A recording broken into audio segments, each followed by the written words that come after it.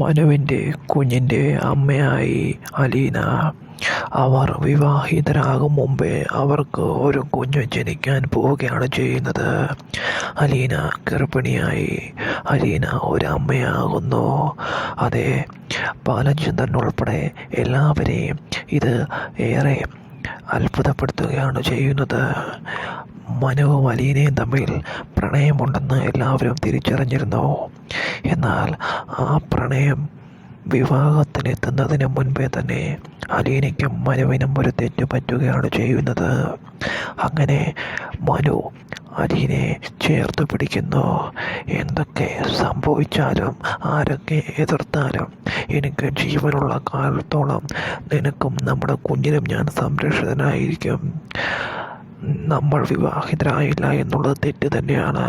അതിനു മുമ്പേ തന്നെ ഇങ്ങനെ സംഭവിച്ചതിൽ ഞാൻ നിന്നോട് ക്ഷമ ചോദിക്കുന്നു. നമുക്ക് ഉടനെ തന്നെ വിവാഹിതരാകാമെന്ന് അലീനയ്ക്ക് ഉറച്ച വാക്ക് കൊടുക്കുകയാണ് മനു. എന്തായാലും അധികം വൈകാതെ തന്നെ അലീന മനുവിൻ്റെ കുഞ്ഞിൻ്റെ അമ്മയാവുന്നു. അലീനയ്ക്കും മനു ഒരു അച്ഛനാവാൻ പോകുന്നു. എന്തായാലും ഇത് അധികം വൈകാതെ